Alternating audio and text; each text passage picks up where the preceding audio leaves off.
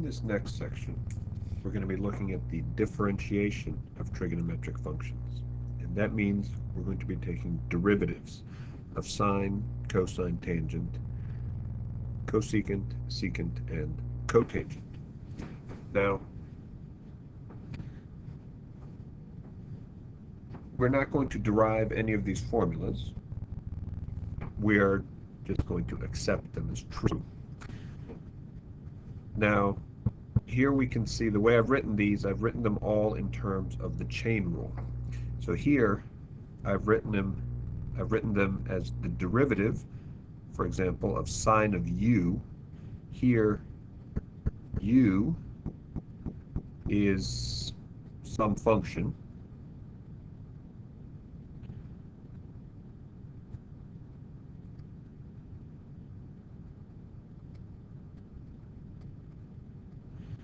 And if we're going to use the chain rule, then what I do is I take the derivative of sine of something is cosine of something times the derivative of whatever's in the parentheses. So this is the derivative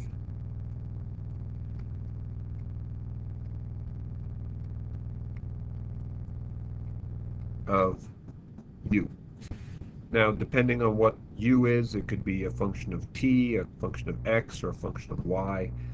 That du, the derivative you take with respect to whatever variable.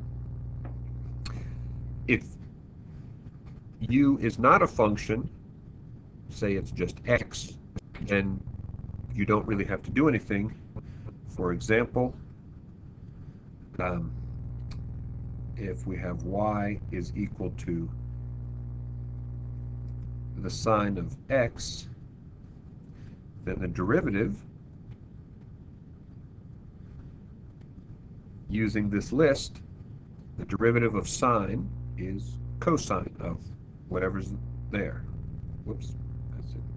Cosine. Derivative of sine is the cosine, and in this case it's the cosine of x, because that's what I had there. And we can do this for all of these. If we want to take a derivative of cosine, we get negative sine. If you take a derivative of tangent of u, you get secant squared of u. If you take a derivative of secant, you get secant u tangent u. If you take a derivative of cosecant, you get negative cosecant u cotangent u. And if you take the derivative of cotangent of u, you get negative cosecant squared u.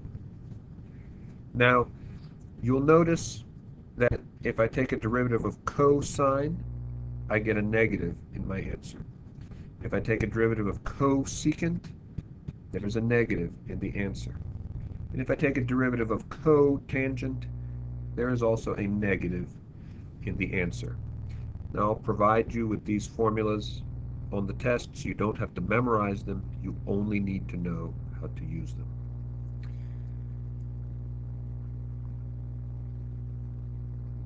So, let's do some more complicated examples. And we'll start here with what I'm going to call example 1. I guess we're up to example 2. Suppose we have that y is equal to the cosecant of x. And the derivative, using our list, the derivative of cosecant of x is negative cosecant of x cotangent of x. And that is all there is to it. You simply apply the formula on the list. Now, very often, and in fact usually, it's not simply going to be something of x. Suppose we had that y was equal to the cosine of 3x. Well, now, this 3x in here, that's my u. So when I take the derivative of cosine of 3x is the negative sine of 3x times the derivative of 3x. And one thing that's very important when you do these derivatives is that whatever is in this parenthesis, that will be in your answer. So here, the derivative of cosine of 3x is negative sine of 3x times the derivative of 3x. I'm going to make a note here. That is the chain rule.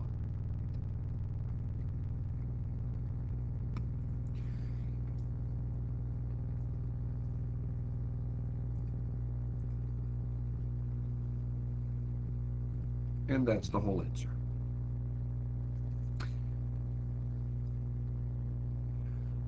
Now, sometimes what's inside the parentheses there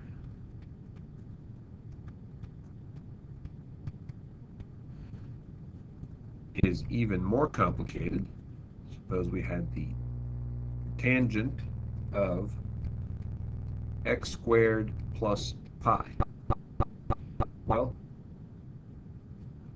and the derivative of this, the derivative of tangent of something, is secant squared of something. That's on the list. So the derivative of tangent is secant squared of x squared plus pi. This entire expression in the parentheses has to go in my derivative. After you do that, then you apply the chain rule. The derivative of x squared plus pi is 2x. And again, I'll just make a note here. That is the chain rule.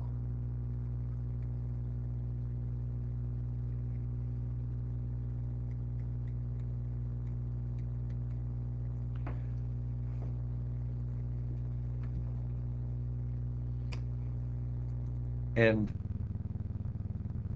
sometimes you can have some fairly complicated items inside the parentheses. Let's see, we already did cosecant, so let's do secant this time. So we have secant of 3x to the fourth plus 4x. So we want to find the derivative. Now if you look, and I'm going to go back here to our table very briefly.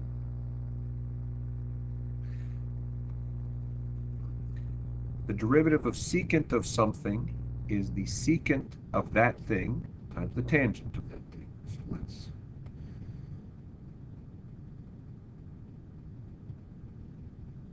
jump back here. So we have the secant of this entire expression in the parentheses, 3x to the fourth plus 4x, times the tangent of that entire expression in the parentheses. And then you use the chain rule. And so you take the derivative.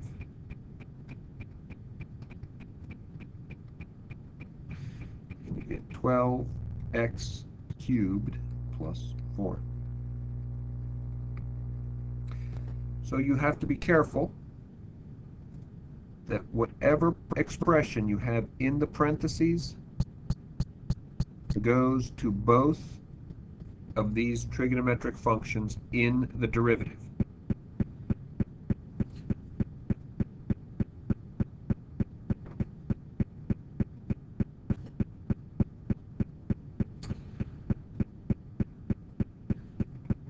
Sometimes we need to use the chain rule twice. Suppose we had y is equal to the sine of the square root of x squared plus pi. Now, in this case, anytime you see a square root, and it doesn't matter if there's a sine or a trigonometric function or an e or a logarithm, you always want to convert that to a 1/2 exponent, because it's the only way we're going to be able to take this derivative. So this is a step of algebra. So we have here the sine of x squared plus pi to the 1/2 power.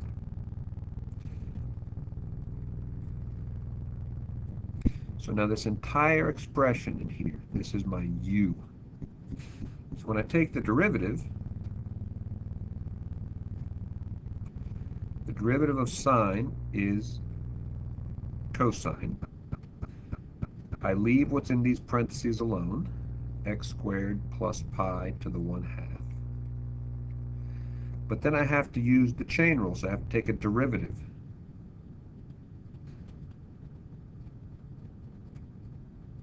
But now when I take a derivative, the rule says multiply by the exponent, leave what's in the parentheses alone again, x squared plus pi. Subtract 1 from the exponent, so I get negative 1/2. And then I multiply by the derivative of what's in the parentheses again. So that's chain rule twice. And do I have to do anything else with that? No, I'm just going to put that in the box and we're done. So sometimes if you have nested parentheses, parentheses within parentheses, you will often need to use the chain rule twice.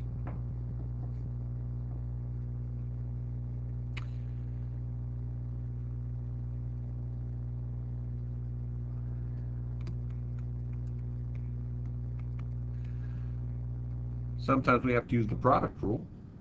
Suppose we had x squared times the cosine of 2x. Well, here I have two things multiplied together. I have x squared times the cosine of 2x. So we're going to need the product rule.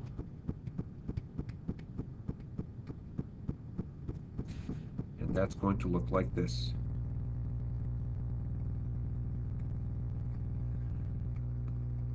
It's the first times the derivative of the second plus the second times the derivative of the first.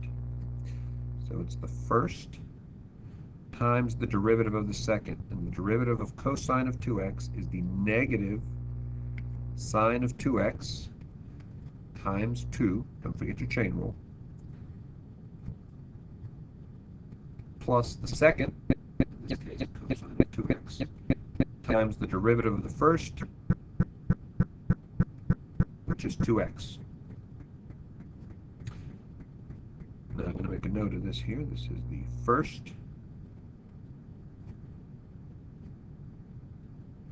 times the derivative of the second plus the second times the derivative of the first. Now, it's likely that when you put this in the software, it's not going to like it this way because this negative sign here looks kind of ugly right there. So what we often do is we'll rewrite this. Now you can leave it like that on the test, but in the software you probably want to take this 2 and this negative and put them out front. So you get negative 2x squared times the sine of 2x. And here I'm going to take this 2x and I'm going to move it out front also, so I get 2x times the cosine of 2x. The nice thing about writing it this way is that in this first expression up here, I had the cosine of 2x times 2x, and there might be some confusion as to whether or not that second 2x is inside the cosine. If I write it out front, then there's no confusion. It's very clearly not inside the cosine.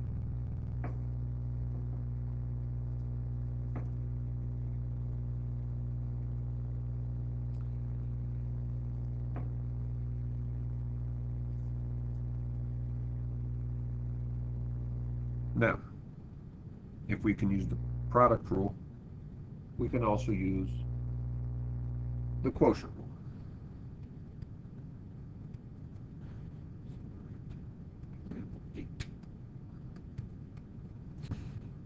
Suppose we had that y was equal to the sine of x divided by e to the x, let's say. Then here we would need to use the quotient rule.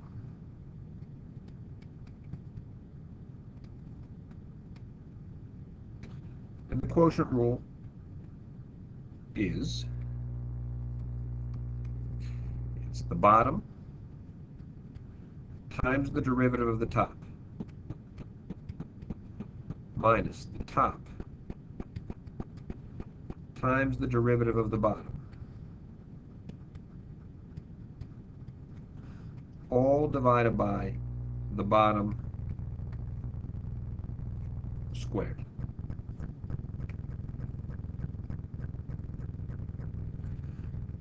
So that's bottom times the derivative of the top minus the top times the derivative of the bottom, all divided by the bottom squared. Now, you may want to put these x's in parentheses to really indicate that it's the sine of x and the cosine of x, but that's not necessary.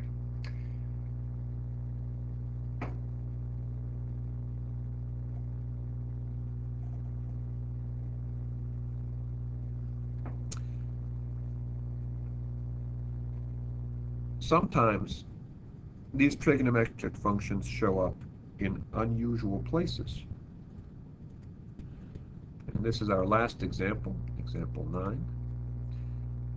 Suppose we have that y is equal to e raised to the cotangent of x. Well, my derivative for e to the u, I'll write that one down just so we all remember it. The derivative of e to the u is e to the u times the derivative of whatever's in the exponent. So this cotangent of x, that's my u.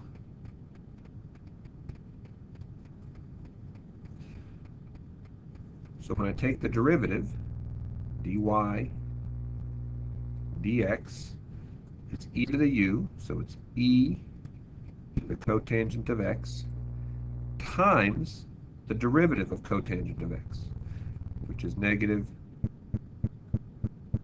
cosecant squared x.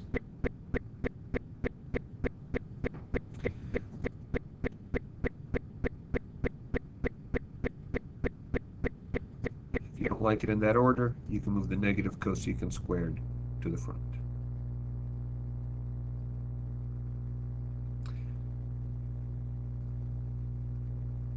So these problems with the trigonometric functions are a little more complicated than we were taking derivatives of simply polynomials.